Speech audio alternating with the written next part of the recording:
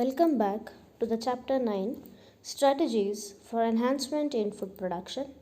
In the previous video, we discussed about steps involved in plant breeding, whereas today in this lecture 7, let's try to discuss green revolution, high yielding varieties of wheat and rice.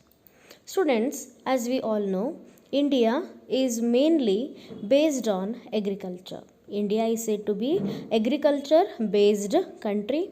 Agriculture accounts for nearly 33% of GDP. India has an agriculture based economy. Most of the population in our country is dependent on agriculture. So, agriculture is said to employ more than 60% of the total population, thereby solves unemployment problem to some extent. And also is responsible for accounts for 33% of India's gross domestic product. Now the question is, what is gross domestic product, which can be abbreviated as GDP.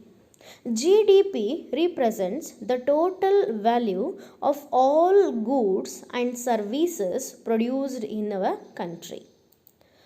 So, after independence, the most important challenge what we faced was improving the agriculture. Today, we have done improvement to such extent that agriculture is said to be prime indicator of country's economy.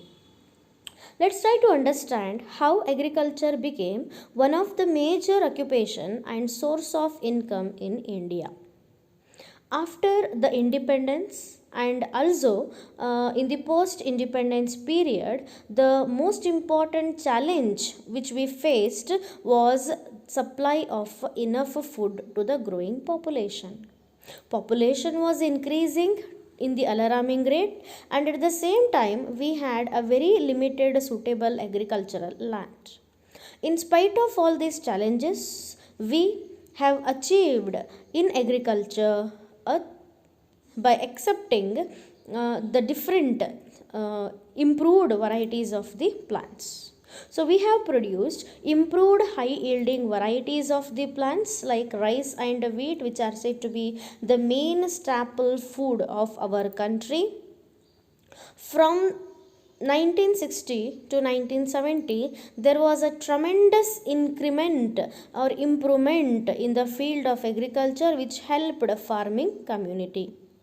So, between the 1960-1970, India witnessed a rapid increase in the production of agricultural products through the introduction of high yielding varieties like wheat, rice, millets, etc.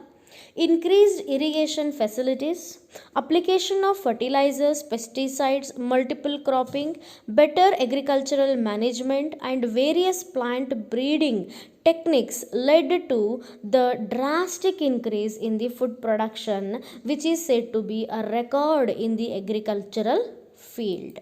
And this record with which we have achieved this drastical change can be regarded as a green revolution, and that is due to the improvement of rice and wheat.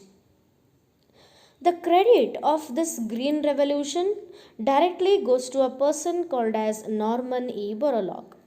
Prior to that, let us try to understand what are the basic elements in the green revolution. How are we able to achieve this green revolution? The first element is expansion of usable farmland. So, whichever farmland was considered as a barren, which was with the only grass growth, such land we converted into the agricultural farmland. So area of a land under cultivation was increased. That was the first element. The second element is we started growing two crops in one season. So cultivation of double crops in the same farmland per year, two plants we started growing. That's the second element.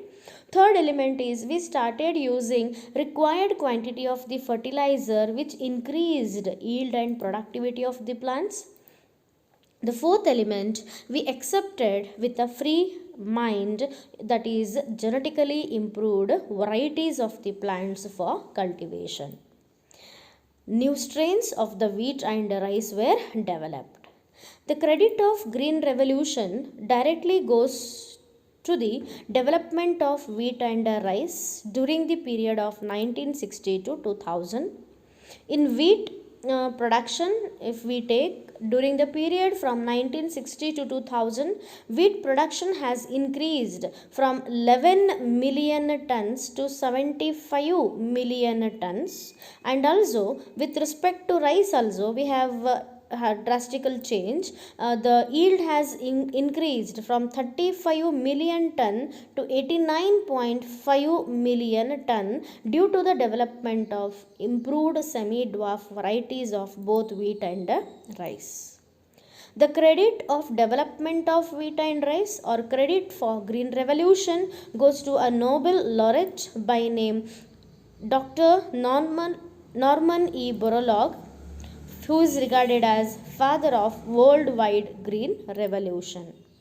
So he, in the International Center of Wheat and Maize Improvement at Mexico, developed semi-dwarf varieties of wheat and also the rice. Semi-dwarf varieties of wheat which are developed in the 1963 are Kalyana Sona and Sonalika, which are said to be high yielding, disease resistant and a semi-dwarf variety with a more tillering capacity. With respect to rice, also we have developed a semi-dwarf variety by name IR8, which is said to be a rice developed in International Rice Research Institute IRRI, which is situated in the Philippines. This is a picture of IRRI, that is the International Rice Research Institute. It is a native of Taichung, which is from Taiwan.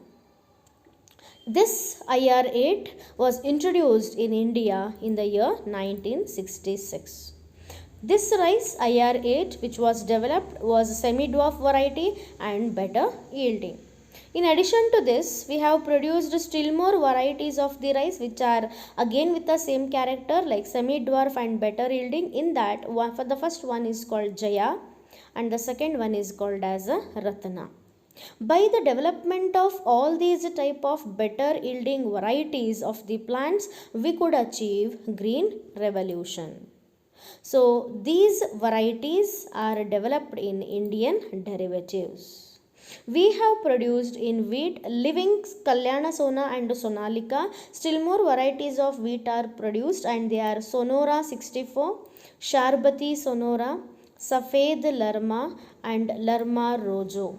Whereas in the rice variety living IR8, Jaya and Ratna, we have produced Vijaya, Padma, Kanti and Jayanti. So with the help of these varieties of wheat and rice, we could achieve green revolution. So in this video, we discussed about green revolution and high yielding crop varieties of wheat and rice. Whereas in the next video, we will discuss high yielding crop varieties of sugarcane and millets. Hope you understood the content of this video, students. Thank you.